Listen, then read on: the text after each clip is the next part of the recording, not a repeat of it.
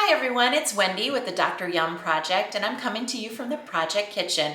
Today we're going to be talking about new ways to bring structure and fun to times at home. So we've all been spending a lot more time at home, and sometimes that time can be a little chaotic if we don't have a schedule and know exactly what we're doing.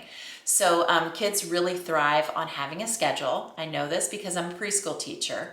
And one of the most important things that we have in our preschool classroom is a visual schedule.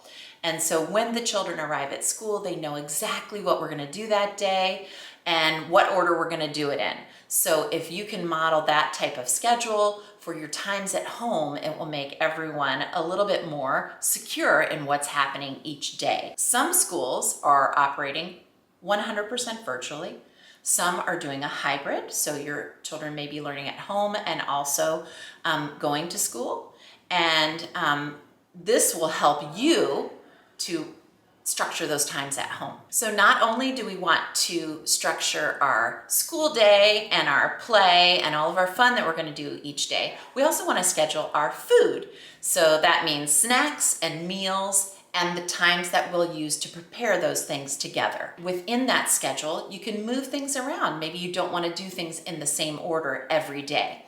So the way we do this at school is we use some charts here. I have, centers, bathrooms, circle time, when we're going to do story, snack, and all of these are cut out and laminated, and I have little Velcro tabs on the back, and you can just move them up and down a flannel board.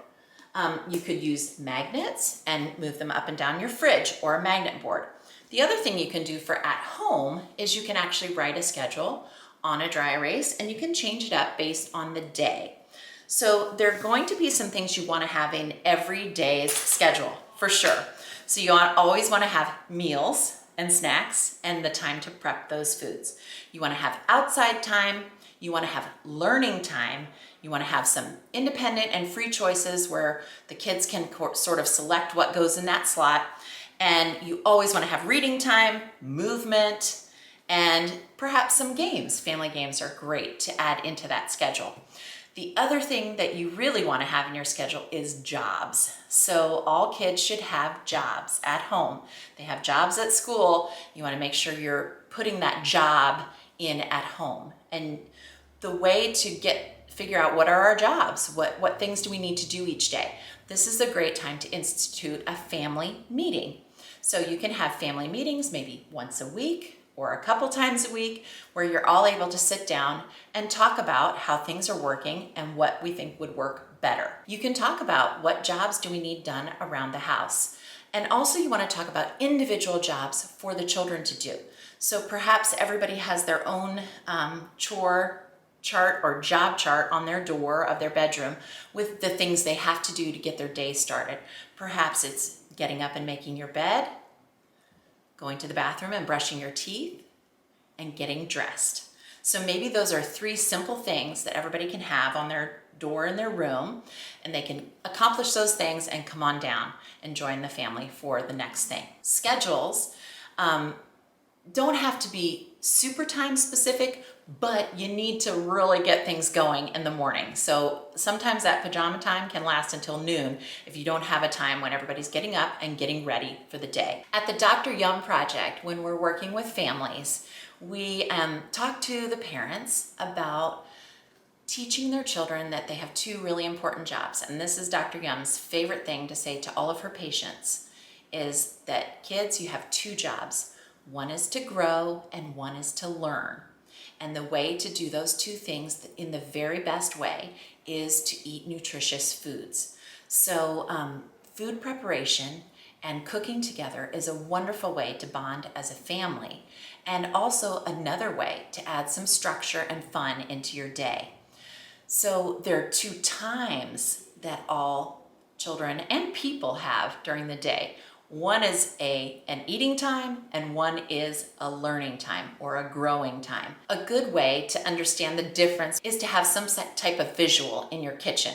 So we have a kitchen close sign that you can put on the fridge or on the pantry or on the door to the kitchen. And that lets everybody know that this isn't an eating time. So part of the struggle with being at home is having the kitchen right there.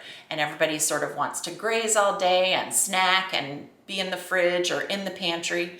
And what happens is if you're eating and grazing all day, then you're not actually hungry when it comes to mealtime. And we really want to develop that hunger for meals so that everybody is having a nutritious meal at the same time. So helping the children to understand the difference between eating times and growing times or learning times. You can make your own sign, or you can use a sign like we have. I've used at school a red and green paper plate that you can just flip the side to either stop or go. If you have older kids, they may want to draw the kitchen close sign and put some fun pictures on it, maybe the little do not enter buster over some things, just to help everyone understand that there's certain times when we're eating and certain times when we're growing and learning. And we would love it if you would drop in the comments and tell us what kind of schedule you're using at your house and how it's working. So we've had lots of different families share with us what they're doing. We'd love to see what you're doing. So make sure you're following us on all social media, on Facebook, on Instagram, and of course, subscribing to our YouTube channel. Thank you. We'll see you next time.